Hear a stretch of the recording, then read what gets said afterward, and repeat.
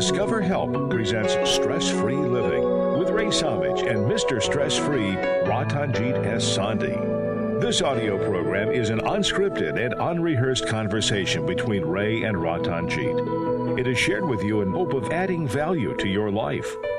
We encourage you to listen to this program in its entirety to receive the full impact of its message. Sit back, relax, open your heart, mind, and soul to this edition of Stress-Free Living.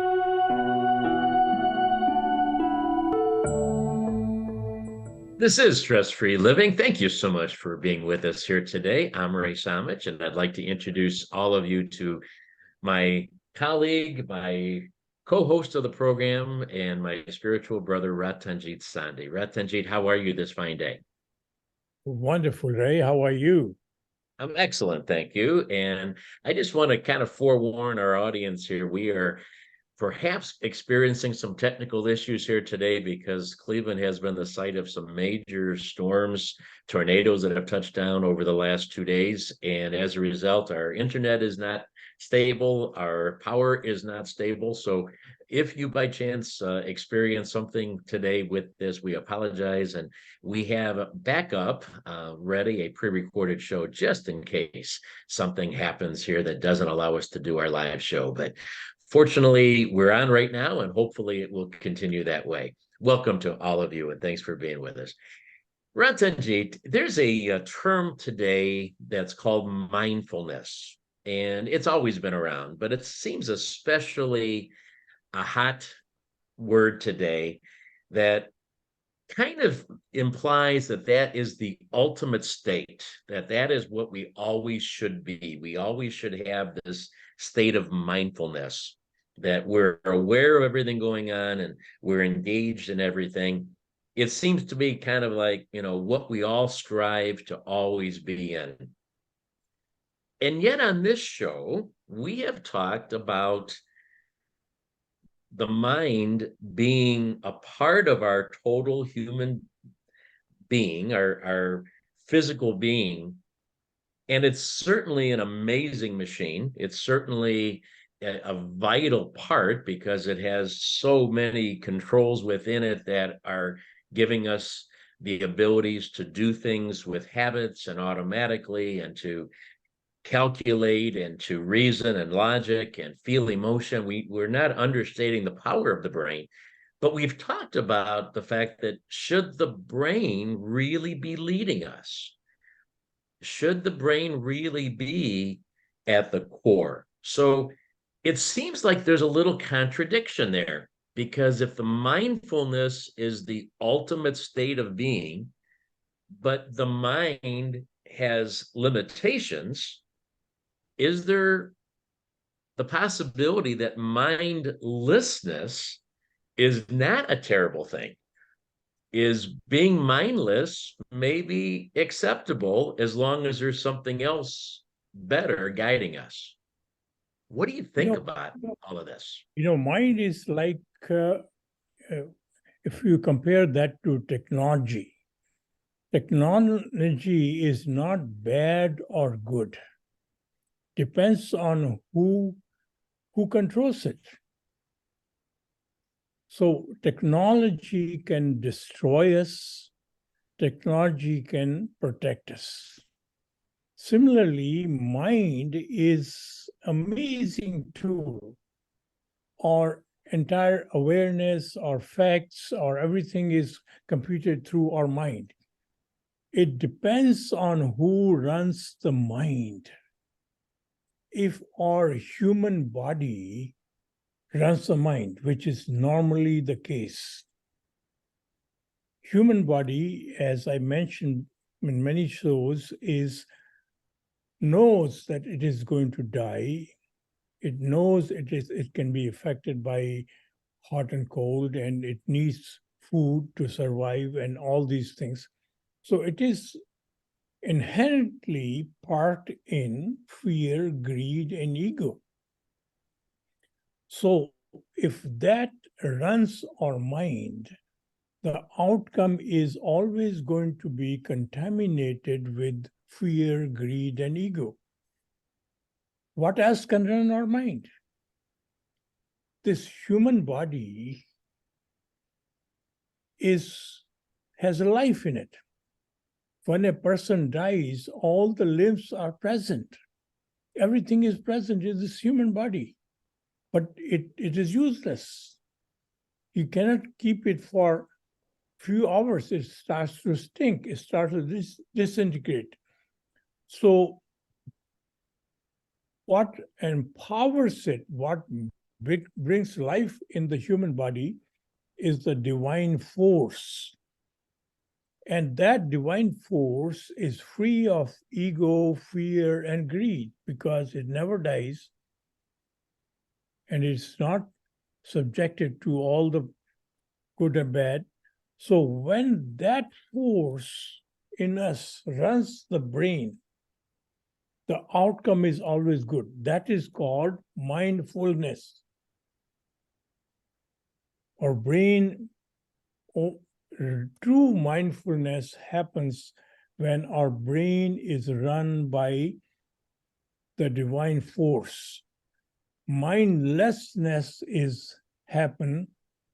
What happens is, or most of the time, our decisions are made by our habits.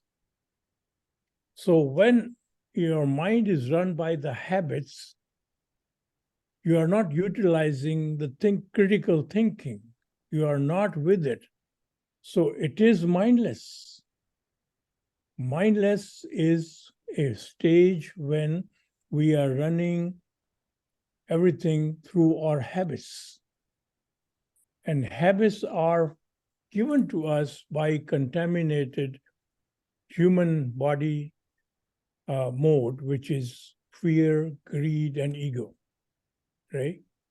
Well, let's discuss a little bit what is meant by mindfulness and mindlessness. Okay, if we can talk about that in terms of, well, maybe my interpretation, maybe that's wrong, but my interpretation is the habit. I mean, the habits are part of it. We often talk about, getting to the point where we're ready to leave the house in the morning and not remembering anything we did, because all the things that we do from the moment we wake up and our eyes open to the time that we are fully dressed, we've showered, we've dressed, we've done all the things, we're ready to go, and we look back and say, gee, I don't remember doing any of that, but I suddenly find myself dressed.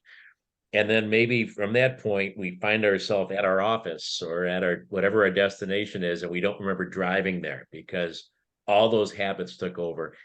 Certainly, there's a mindlessness that goes with that because that's all habit driven and we're not using our brain. But I also think of mindlessness as just a state of not being aware of everything around us, of not thinking comprehensively to what is happening in our world.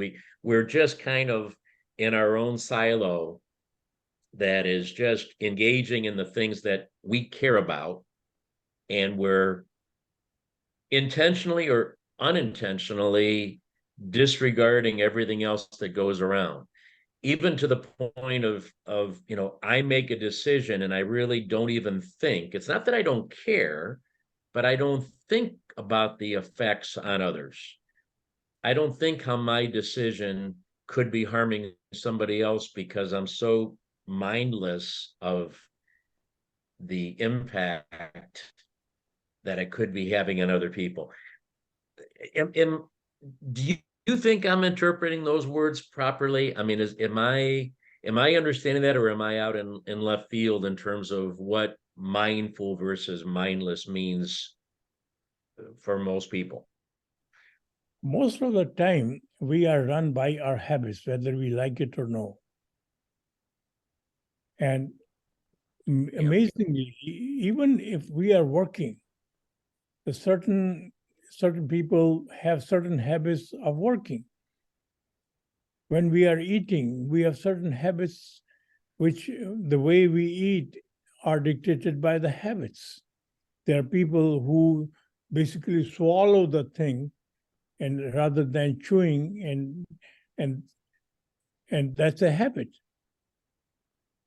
And so if we realize our entire life goes through habits, and what happens is worrying is a habit. You engage your mind into worrying. And so we don't realize how our life is completely run by habits. And mindfulness is getting out of the habit and utilizing the awareness of time, every second, every present. You park yourself into the present. Habits always park you either in the past or in the future. The awareness. So when I just described, doing things without thinking about others, without an awareness of the impact on the world and on other people, is that also a habit? Yes. Are you saying that that's also something that I do without even being aware that I'm doing it? Yes, that's a habit. Okay. Habits are good. Habits are blessing. Habits makes us efficient. So rather than utilizing our thinking power into our getting dressed or having bath and those things, but when you are aware, you would enjoy the bath. When you are aware, you will enjoy getting ready. You are depriving yourself from the real joy of life. Living without awareness is parking in habits. You go through life, the whole day goes by, and you say, oh my goodness, the whole day is finished. Whole week is finished. Whole year is finished. Whole life is finished. And because we are living in a coma, and our real brain, our real us is sleeping, and our habits are running the show. So we are mindless. What's interesting is that I think we think of habits. We all understand habits with physical things. We're all well aware that we have physical habits of how we act and what we do subconsciously, and patterns of life that we are in the habit of doing. But I really have never thought about what goes on in our brain as being a habit. In other words, like you mentioned, worrying as a habit. I haven't thought about my tendency to worry as a habit, or my tendency to be optimistic as a habit, or I think of those as my personality.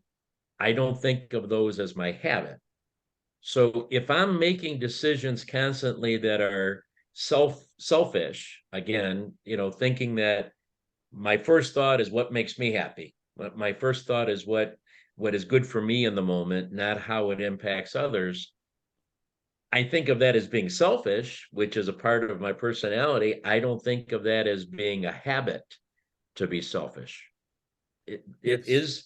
You believe these are all habits, even the way we think, the way we make decisions, the way all of those are. Thinking is really misconstrued. What we call thinking is basically rearranging our fear, greed, and ego, and regurgitating all these thoughts which we already have. We are living in past. This is what we call as thinking. Real thinking does not happen. And all this word is basically sometimes a fear and greed, which is also is habits, and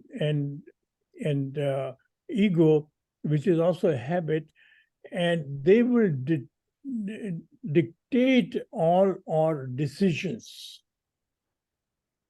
many times. So this all in the habit mode. So athletes, when you a champion who plays tennis, they form a habit of, they are thinking mindlessly many times. They win a game without using their mind. Well, again, it's that fine line between physical habits, which I've always understood physical habits, but it's the mental part of it that is a little bit, it's especially intriguing to me to discuss that, to think about that, because if that's the difference, if it's part of my personality, and let's say let's say selfish, okay, greedy, just pick on that. If I knew that's part of my personality, then I'm pretty resistant to change. I'm pretty resistant to saying that I'm going to stop being selfish, because I accept that as a personality trait. But if I realize that that's a habit, or let's move to worry instead. Worry is even better. If I think that I'm a worrier by nature, and I accept that that's who I am, then I'm just going to say I'm always a worrier, and I can't change that. But if I realize that it's a habit, then suddenly I can break that habit. I can change any habit. I can rethink through that. So that's a real empowering thought, that some of those traits that we think are really ingrained in our personality, that we're wired to be a worrier, are something that we can change because it's merely a habit. Personality is the outcome of habits. You can change by changing your habits. I mean, you've always said people know us by our habits, so I guess that's right. They know our personality is just the overall montage of our habits, right? See, worrying, you talk about worrying. Worrying is what you worry about. The future is going to happen. This is going to happen to me. You worry about that. So you park yourself in the future rather than in the present. Present, there are no worries. Present, there is action. So by taking the proper action, you can control the worries. But no, you are not in the present. You are always parked in the future. You are worrying about the future. You are worrying about what is going to happen to me. But you never control the present, which you have the only control you have is control on the moment which you have passed, which you are suddenly every second becomes very quickly the past. So until you begin to live in the present, you formulate a habit of living in the present, your mindfulness will never happen to you. Mindfulness is a state when you are in the present moment.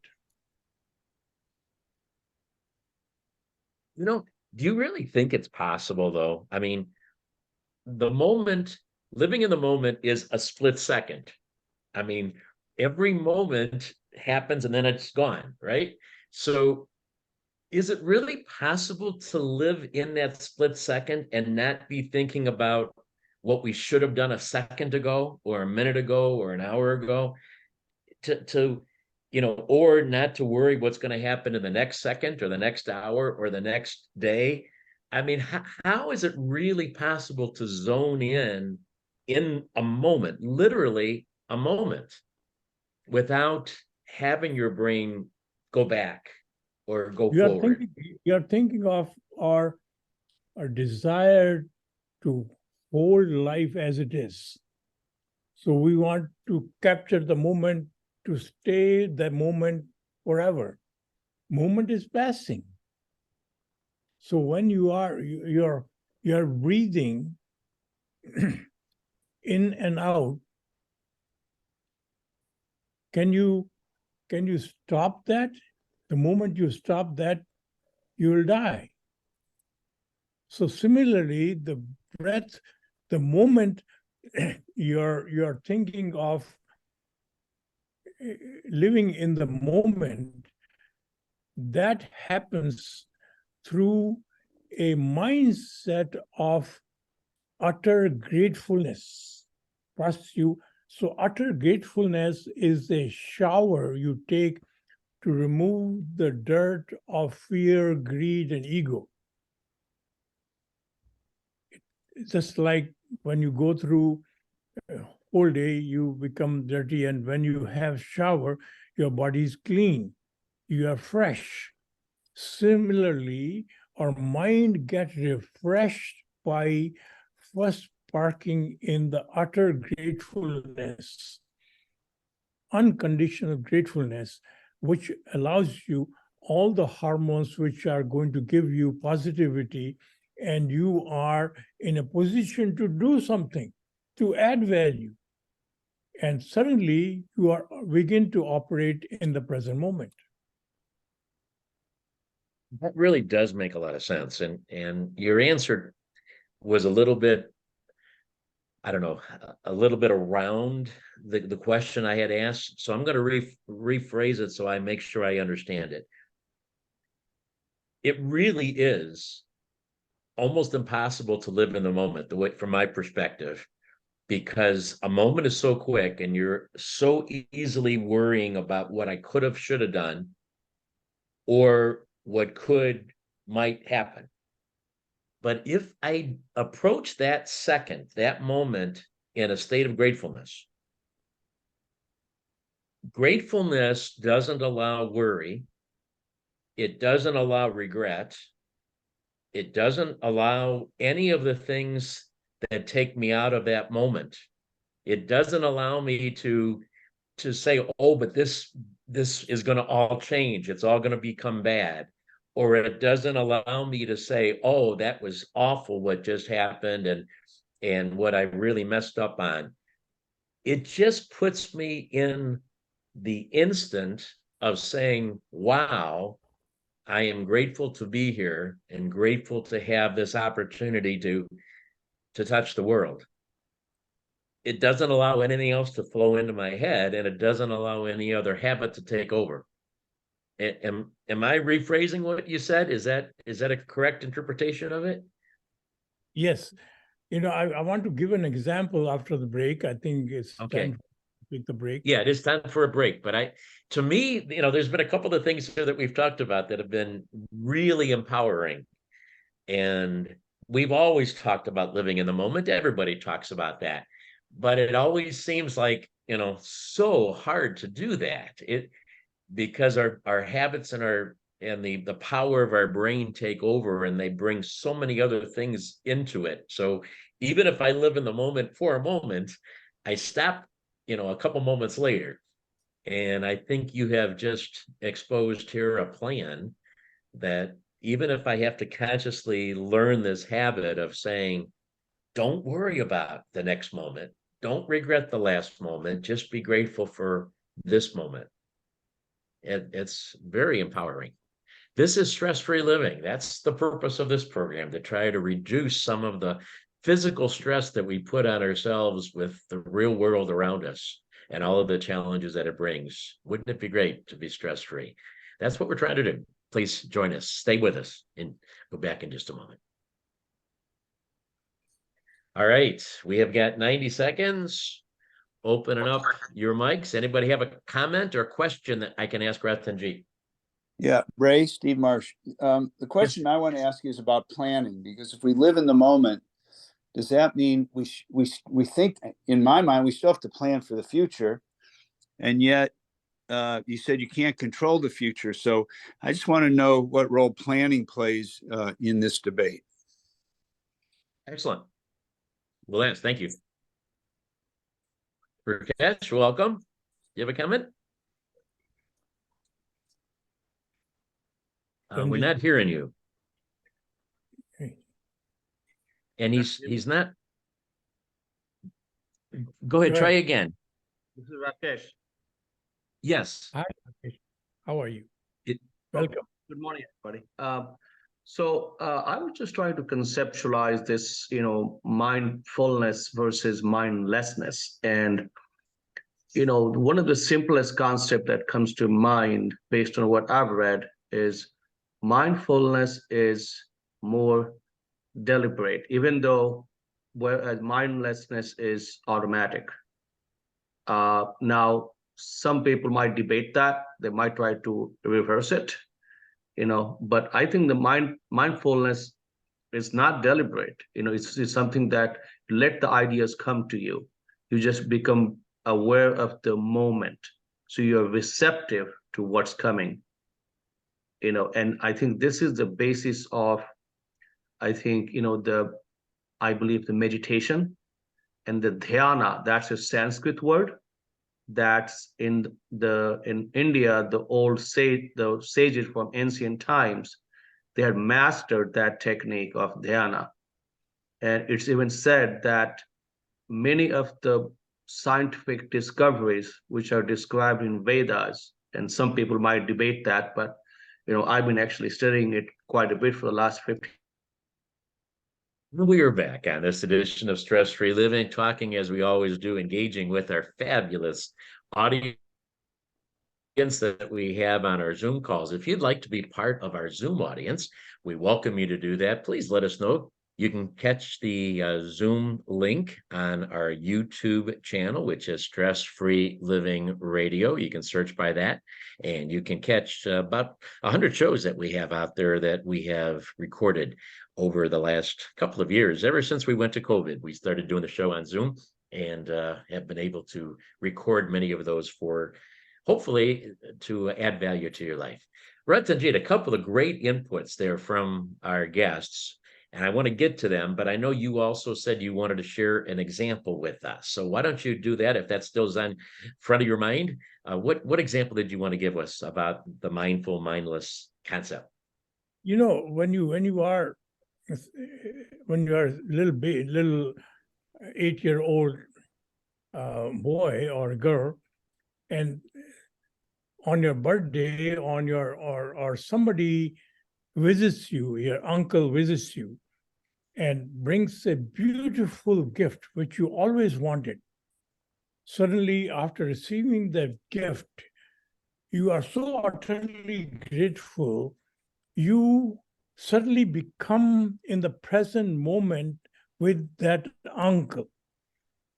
Everything he says, he does, you notice, because of the gratefulness which that gift has brought to you. And you want to do something for him. You want to make him pleasant. You initiate your thinking, you take immediately control of the mind and put it in the present, rather than running by the habit. One of our listeners added that mindlessness is automatic, which is basically because it is run by the habits. And mindfulness basically is you have to put that instantly, that is in the present. And that moment would allow you to receive the message of the universe. You are linked with the universe. You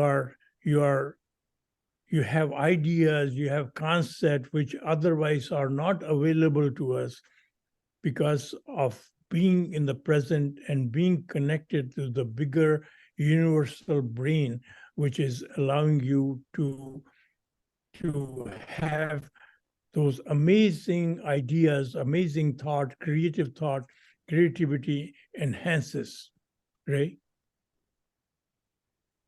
Same special Zoom guest here that we have on, when he talked about automatic and versus deliberate, he also brought up another interesting point that I wanted to ask you about. And that is that if we're in the deliberate mode, if we're in the mindful mode, if we're in the grateful mode, I guess, that you've pointed out that is so important in there, then we allow things to come to us.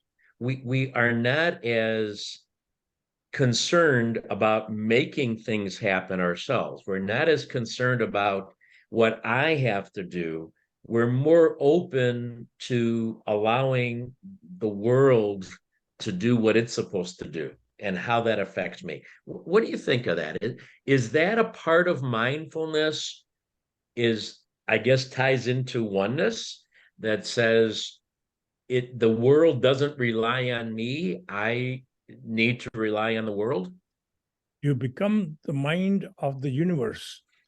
You become one with the universe. And also at that moment, the filter we use to enter anything in our mind are filter of fear, filter of greed, filter of ego, filter of, what is in it for me. All those filters gets removed. You become available to the universe. All the wisdom of the universe is within your reach, right? Boy, so many different thoughts here today to go to explore. On the surface, to me, mindful puts me more in control and makes me more aware of what I need to do. Okay, it takes me out of my habits and it puts me into a more deliberate mode that says, okay, I'm in control. I can do this. I can handle this. I watch what's around me. I understand who and what and where is happening. And now I can take action. Because I'm mindful, I can take action and take more control personally. And yet what you have just explained, again, is the opposite of that. The control It's like, mindset no. The control mindset is already enforced by your ego, greed, and fear. When you become vulnerable to the environment under the condition, you open yourself.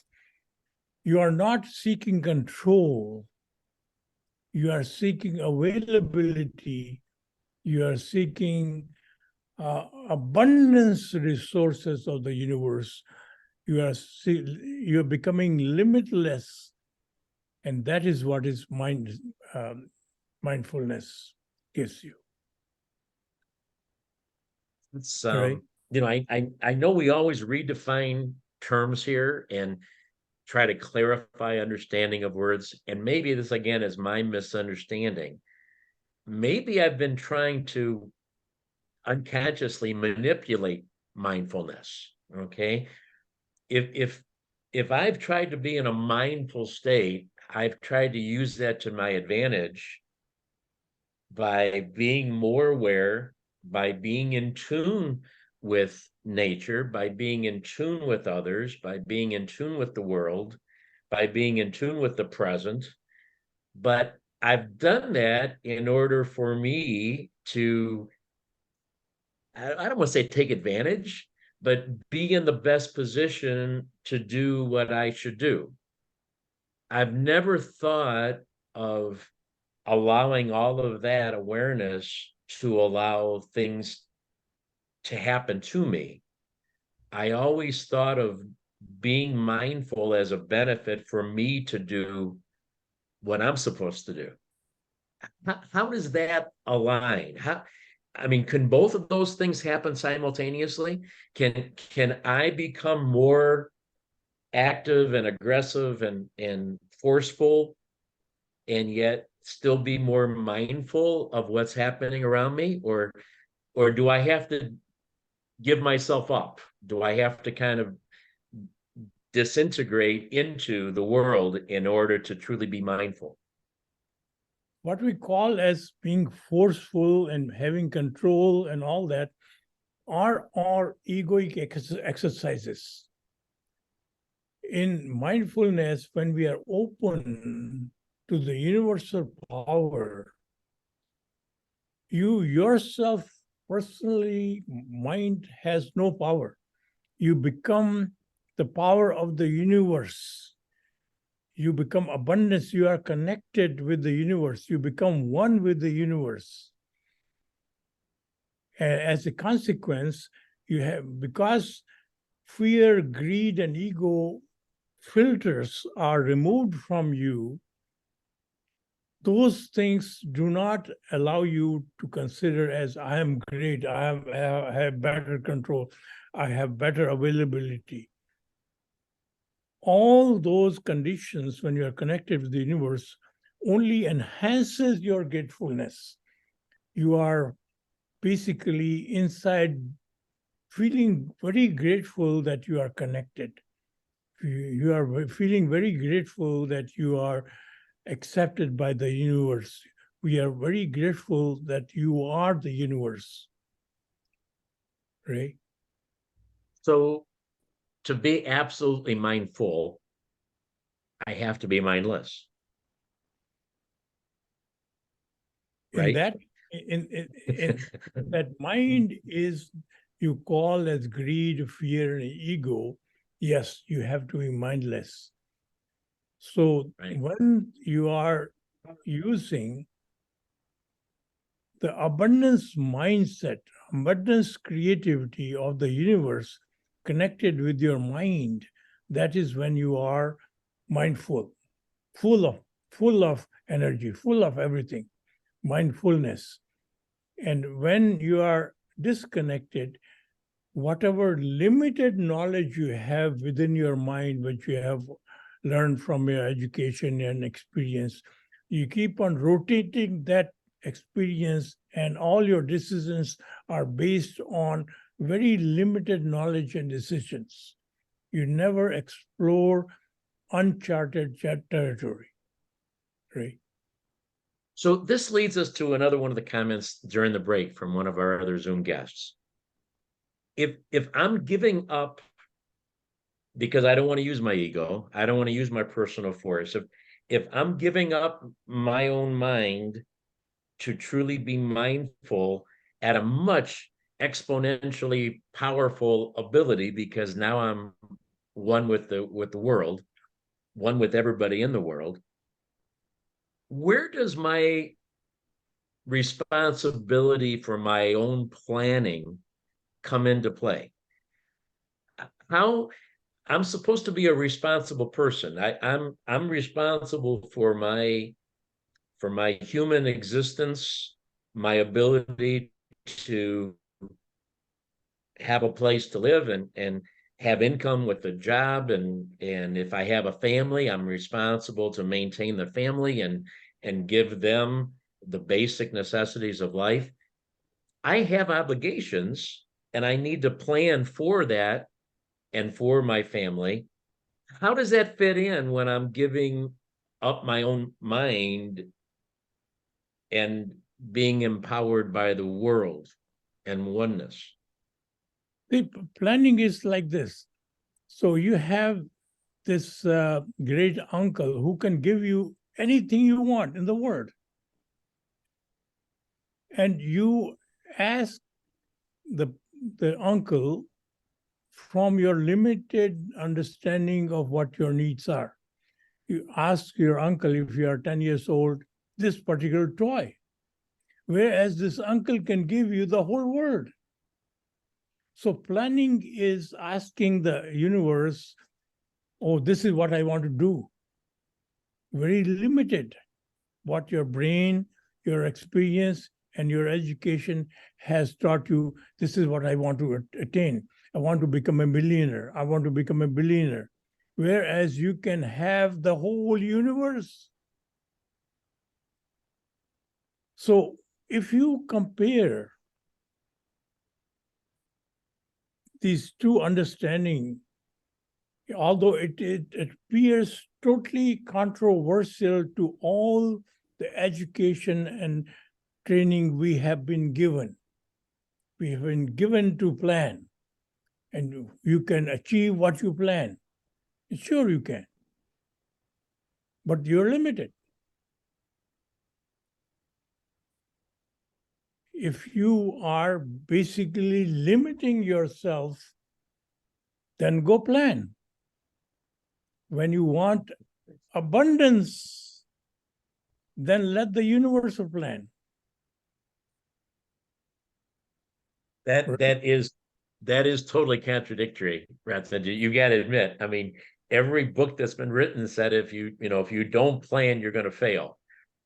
Okay, if you, I mean, planning is essential. Goal setting, you've got to have a goal, or you're not going to do anything. If you don't plan, if you fail to plan, then you plan to fail. I mean, everything is talking about that as being the ultimate important step that a human being can have.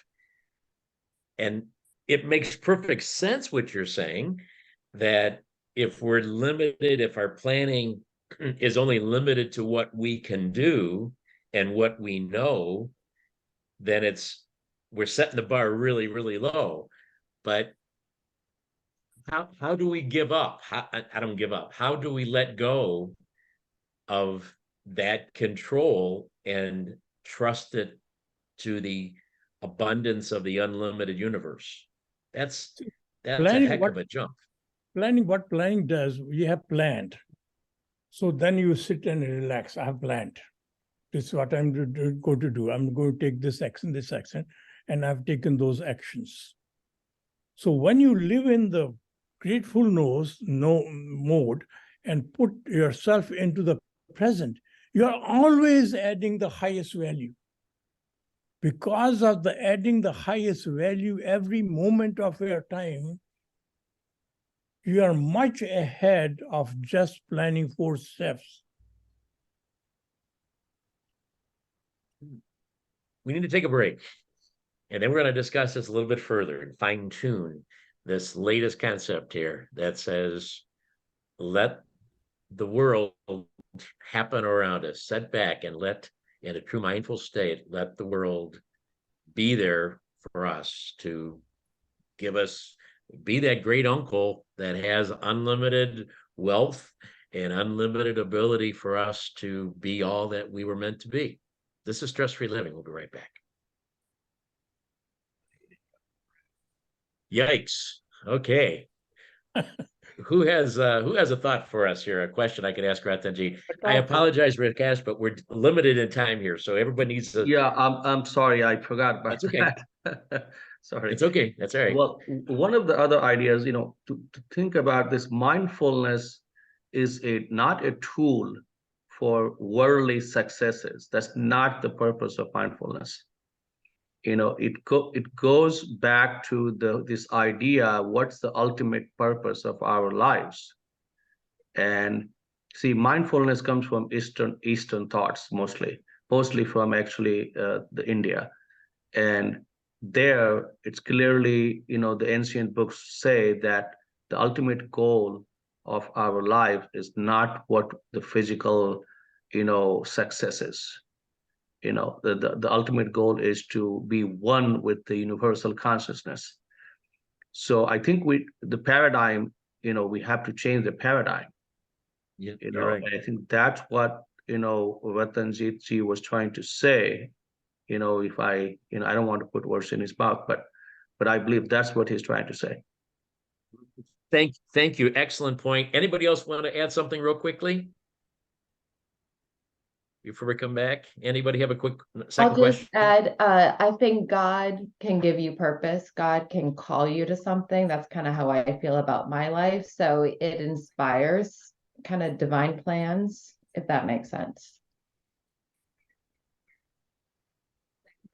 The acceptance. I'm trying to understand what that thought is. The acceptance of. Well, I of think the divine about like presence? when I feel like inspiration or intuition, or like you feel called to act, if that makes sense. I feel like that can be like how God can work through you. Like, and plans kind of come forth. It's connection with the higher power. That's what you're saying, right?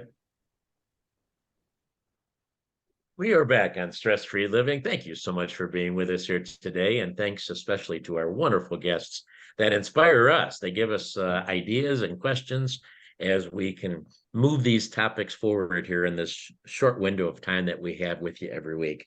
Ratanjit, I want to build on some of the comments that we just heard.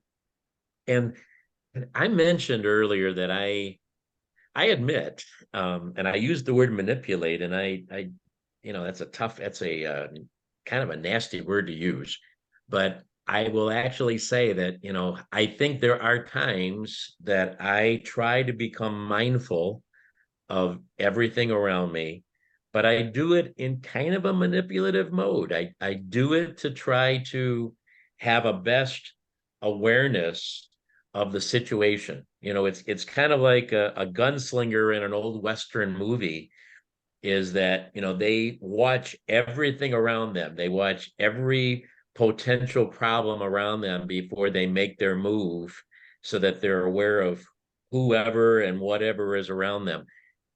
I think we tend to be manipulative. I don't think this is unique to me, which obviously is not true mindfulness. It's taking advantage of the situation based on our fear, greed, and ego.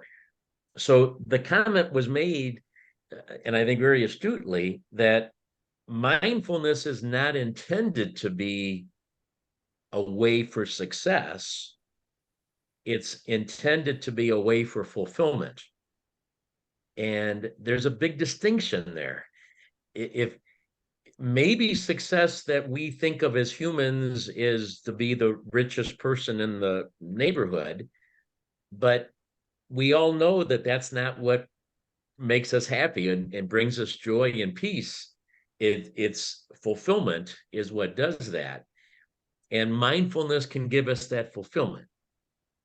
Would you agree? Fundamentally, we are all looking to be happy. And somehow or other, our schooling and our experience, our books, and our society tells us that you'll be only happy when you have a lot of money, when you are successful, when you have bigger title, when you have Nobel Prize. So after achieving all those, we have seen people who are billionaires, who are depressed, who commit suicide. So that formula doesn't work. How long we are going to keep on doing things which has never worked? So we are putting our school, our education, our children again on that same path which is unsuccessful. Once we understand what real happiness, real contentment comes from really fulfilling the real us. But before we can fulfill the real us, we have to find the real us. And everything in our society, whether it's school, or whether it is teaching, or whether it is business, or whether it is churches, or whether it is nonprofit organizations, they're all directed by money, success. And suddenly, the truth is different for 5 people. That is no longer the truth. Because truth cannot be true for 2 people. So until we find the truth, until we find ourselves, until we understand who we are, this entire discussion is fruitless. So once we find who we are, we will discover basically we are not a separate entity. We are all one enlivening power present in each one of us. So suddenly, the divine force, which we call God, is empowering us, which is present in us. It is through us we have connection with us. It is like a light bulb which is connected to the same powerhouse, live wire connection. So we each one have a live wire connection to the supreme power. In one sense, when a drop is added to the ocean, if instead of a bucket, if you have put water in a bucket and close the bucket and put it in the ocean, that will remain a bucket of water. It will never become ocean. When you take the boundaries out and put that same water in the ocean, that becomes an ocean. There is no difference between that water and the rest of the ocean. So similarly, once we have boundaries around us, I'm a male or a female or old or young or scientist or something, we have boundaries around us. We will remain separate than the ocean. We will never become an ocean. We will not have the power of the ocean. Once you dissolve in ocean, you have all the power of the ocean. And by connecting to that one and dissolving our identity, we become that ocean, we become that power. Ray? I mean, talk about empowering. That is similar to what another one of our Zoom guests said during the break. And I just want to expand on that, especially relative to the planning mode. You pointed out how we're all taught to plan. And yet that, as much as we think that's empowering, and I guess compared to not planning at all, I guess it is. I mean, you're almost looking at levels here. So if you're not connected through oneness, and if you don't plan, then you are going to fail. Nothing's going to happen. But as powerful as planning is, if we escalate ourselves to say, why plan with this little bit of ability that you have personally when you can actually take advantage of the entire world's resources? So the point that was made by one of our guests was that is actually inspirational. It's motivational. The creativity that is available to us when we don't have the shackles of our own personal limitations gives us, at any time, young or old, gender aside, race, nationality, religious beliefs aside, we're unlimited in terms of the creativity that allows us to have complete fulfillment. It's, it is so different than what we've thought about, because we've always thought that my plan is my ultimate means of success. And you're exposing us to the thought that says success or fulfillment, whatever word you want to use for it, is unlimited if we let go of the limitations of ourselves. You're constantly discovering euphoria every moment of the day.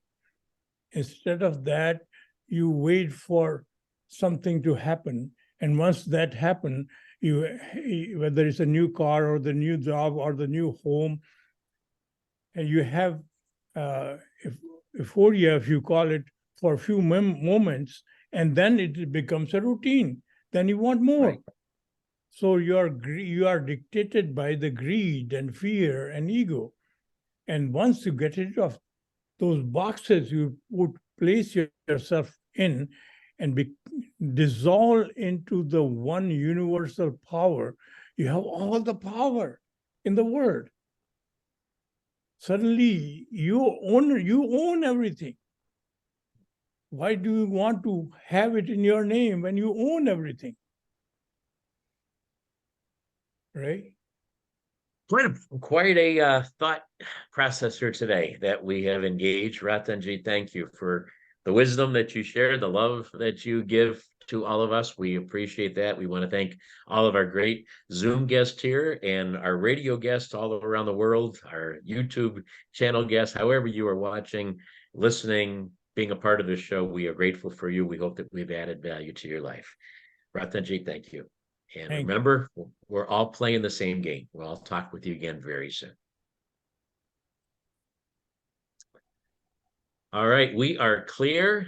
Now, I apologize again for having to cut you off when we go out of our breaks, but now you're unlimited. You can talk freely because we don't have to worry about the radio side anymore. So whoever would like to engage, please feel free.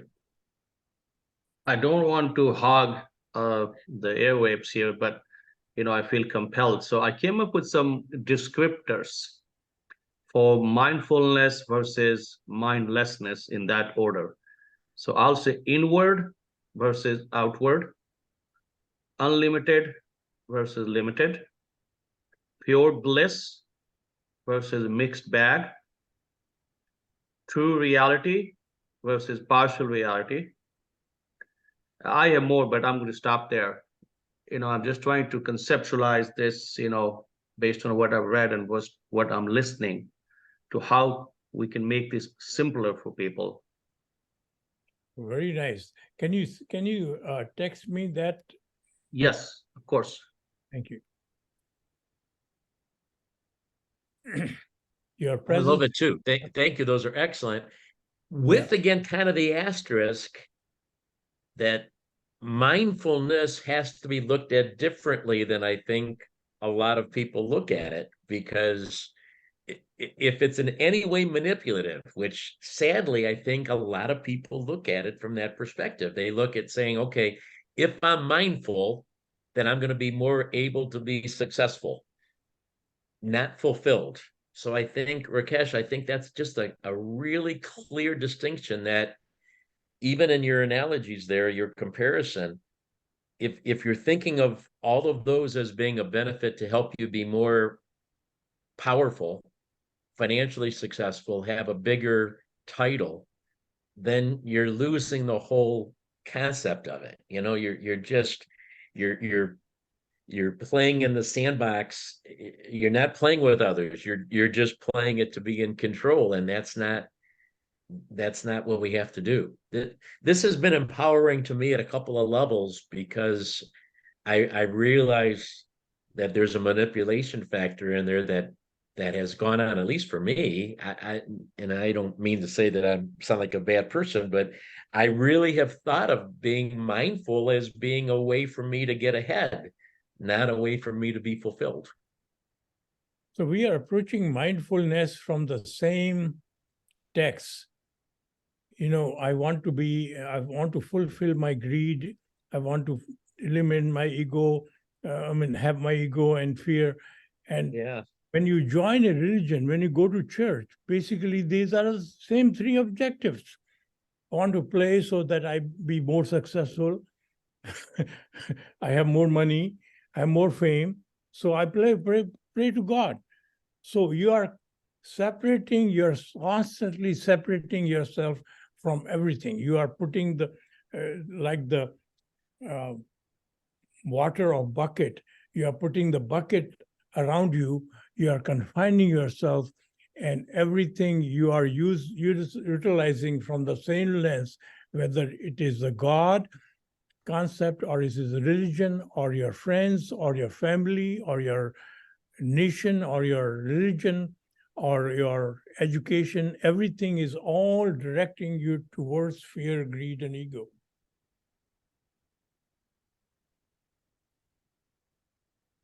Yeah. You don't honestly think of it that way. Maybe our brain doesn't allow us to think of it in those terms. Habits. We try to, we try to talk ourselves out of thinking that there could be a less than honorable reason for how we act. But when you really break it down to those three words, it really, it's very poignant. Who else has a thought they would like to share? So Kim, join us. Good morning. Kim came in, yeah. Sadiq. Good morning. Morning. Here with you guys. I'm sorry that I was late. This conversation expands my whole world and expands my heart, because I recognize if I'm evaluating myself or others based on worldly possessions, that I am missing. I'm missing a huge part of life. So I feel very grateful, and I feel a lot of joy in this conversation, knowing that I am one with all of it. And that's so our, yeah. Thank you, Kim. Thanks. It's the same thing when our body parts, if we consider a heart to be more important than lungs, or liver to be more important than kidneys, and my hands to be more important than legs, and my eyes to be more important than my ears. So that is what we do to our society. We designate them because all that are immediately part of us. They are not separate, although we call them separate limbs. So once they combine together, we become available. We become are part of this whole than the part of one part. So whenever we judge others, we are separating them as a unique one part. So when I don't know whether I'm clarifying this or confusing everyone, Ray? No, I think we get the idea. And if we talk about the organs of our body, I mean, we can see how if one part is not functioning at full capacity, the entire body is affected. You know, whether it's a bad knee that doesn't allow us to walk, or a bad kidney that doesn't function fully, then the body becomes limited. And so if the world is a body, and if there's parts that are not functioning fully, physically, mentally, emotionally, whatever, spiritually, then you can see that everybody is affected by that, or should be affected by that. And that's why we should care about everything that happens in this world. There was an article which was published in Wall Street. It says that science now verified that if somebody thousands miles away is suffering, that impact of that suffering affects us, whether we realize that or no. So we are one. We are in more than one sense, we are one. You know, I think when we see the devastation of the fire in Hawaii right now, for example, wildfires there, I mean, if we really didn't think about it through, we would say, why does that matter to us? We don't know any of those people over there. We don't live over there. Yeah, it's sad, but why does it impact us? But it does impact us. We look at those and we grieve for the people losing their homes. We grieve for the people losing their lives. We grieve for the beauty of God's beauty that is being destroyed. I mean, we look at that and it really moves us. And yet, you know, well, like it says, it really doesn't affect us. But I think to your point, it does. We do feel a part of those people. We do feel a part of that world. So, you know, I think the Times got it right that time. Not always, but that time they got it right.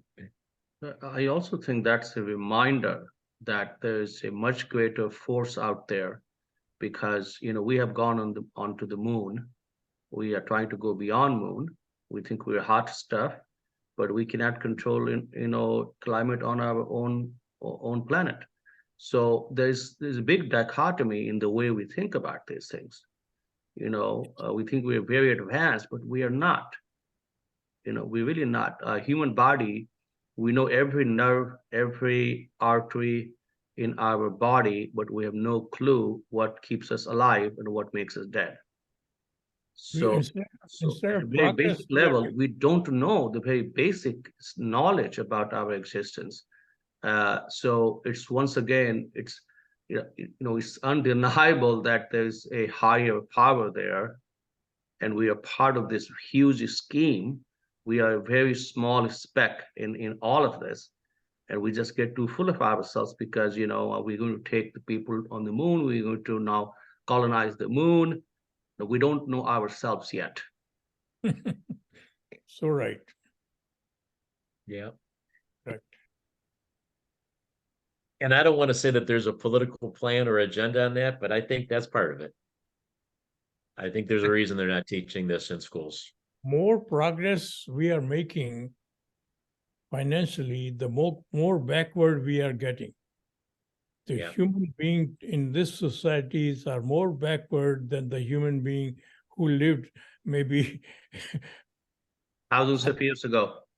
Yeah. thousands of years ago. Yep. Yeah. Yep. It's a it's it's a topic I've delved into very quite a bit. I read about this every day actually for the last 15 years. A big for our friends here, I'd like to tell you that I actually started a blog last year on this topic. So if anybody is interested, I'll send you the link to my Yes. blog. Yes, we would be interested. Why don't you put it in the chat here? Can you enter it in the chat, and anybody who wants to Let me access do that this. here can. Let me do this. I'll do this next Saturday. Here's why. Okay. Because I have not written a blog in 7 months because my work has been so busy. For those of you who don't know, I'm a psychiatrist, so it's just mental health needs are just gone through the roof, so to speak, and so I'm very, very busy right now. But I'm trying to get back into it, and so I am kind of just redoing my blog. Give me about a week and a half, Okay. maybe 2 weeks, and then I'll post it. Rakesh, Okay, excellent. where are you located? What's that? Where are you? Oh, I live in Brecksville, Okay. not too far from you, Okay. because I've been to your home 3 times. You may not recall. So I can become a patient? Easily. For our friends here, it will be no cost. Oh my, I might have to see you a couple times a day, doctor. People ask me what you do for yourself when you're not feeling good, and I tell them I look in the mirror more often. Well, Very good. Very good. All right. Who have we not heard from? Sudeep, would you like to comment anything? Yeah, I'm sorry I missed most of it this morning as I slept in. Virji, I didn't know that we were having this morning, so I just slept in and got up late. Okay. And then I saw your text.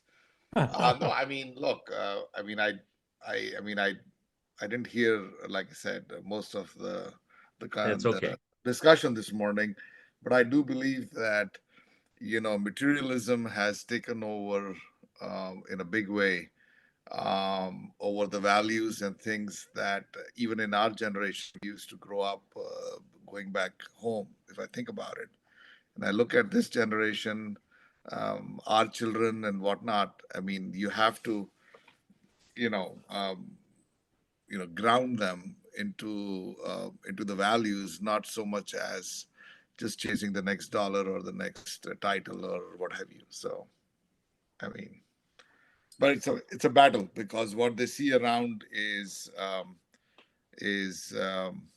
people chasing titles, dollars, and whatnot. So it's difficult. Yeah. so this is interesting.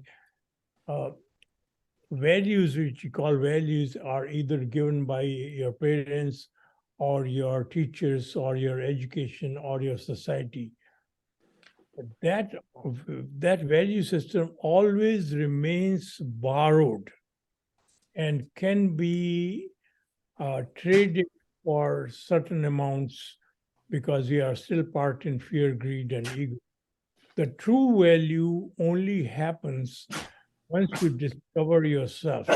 Your value cannot be given to you until you discover who you are. Yes, that is.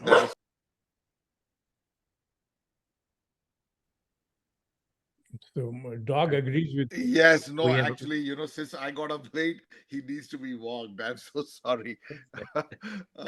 I think the dog got the message. Yeah, I know he understood it. Yeah, Dog was reacting with glee. All right. Anybody else have any other thoughts? Love to share? Oh, I'll just share my gratitude. I think this was an amazing conversation. And I just, a couple things that I was thinking of is kind of like the role of intuition and how that kind of plays into mindfulness or mindlessness. And so that was like a thought that I had. Or like I'm coming from the Christian perspective, and sometimes Christians talk about like God calling you forth to do something, and that kind of comes from intuition, or you feel called to take on this path, or when people were talking about how does like planning play into it. And so I was just trying to think of like how I see my spirituality come forth, because I am very future oriented, as just part of my personality and that type of thing.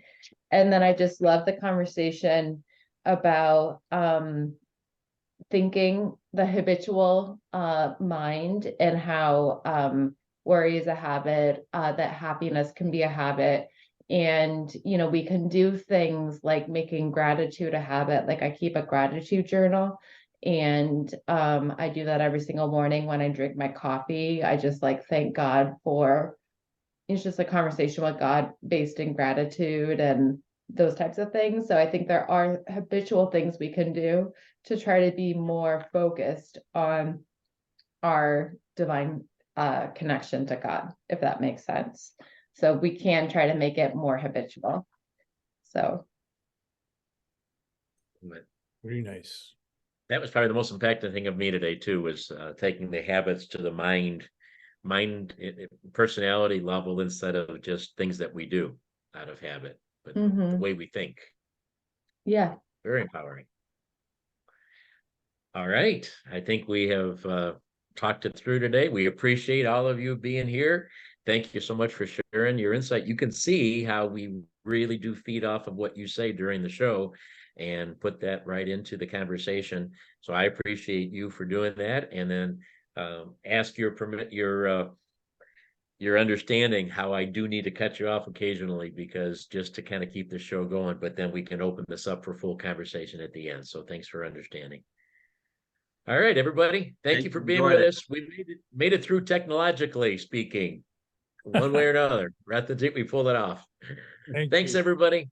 Have a wonderful week. Stay safe. Hope to see you next week. Thank you. Thank you. Bye-bye. Bye.